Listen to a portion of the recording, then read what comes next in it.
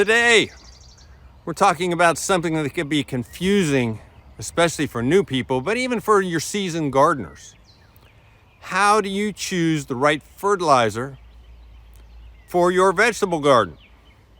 If you've ever stood in the garden center or agri center or wherever you get your fertilizers, wondering what all those numbers mean, this video is for you.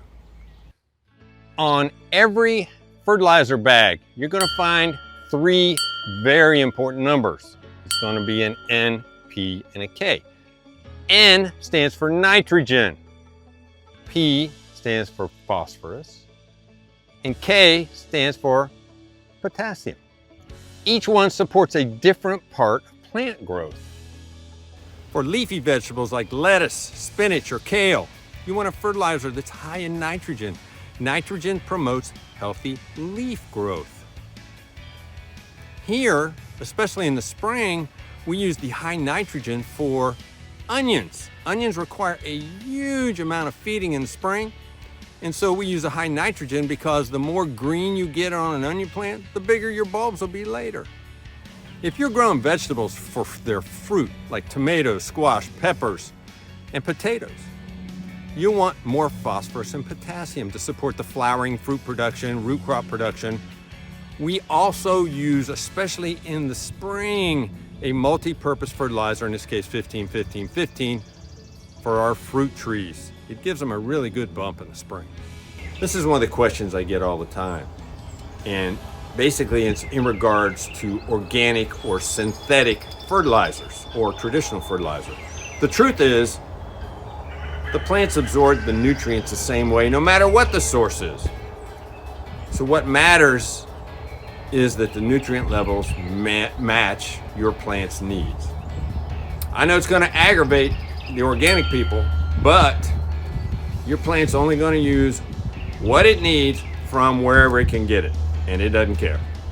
There are also different types of fertilizer based on how fast they work. Water-soluble fertilizers, i.e. Miracle Mix, whatever that stuff is, provide a quick boost and are good for like container gardens or fast-growing crops.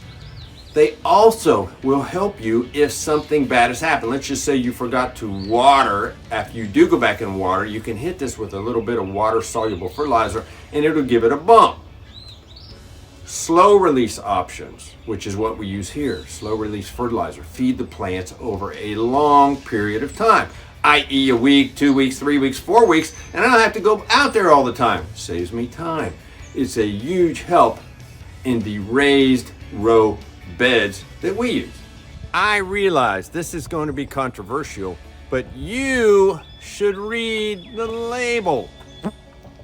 Many fertilizer bags will tell you exactly which vegetables to use and what they're designed for. It can make choosing a whole lot easier. Once you've picked the right fertilizer, apply it according to the directions on the label. Using too much is really bad. You'll burn those plants in a minute. So follow the recommended rates. Now, with that said, trying to follow the direction on those labels is not always easy. Sometimes it's written in who knows what kind of speak it is. So if in doubt, go light. You can always go back later if you need it.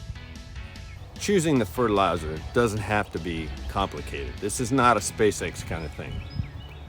Understand what your vegetables need and try to read the labels as carefully as you can.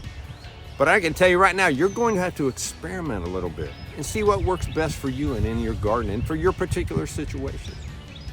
If you found this video helpful, please go ahead and hit the like button and consider subscribing for more gardening and self-reliance tips. If you have a go-to fertilizer mix that works for you, please share it in the comments. And until next time, I'll see you down at the barn.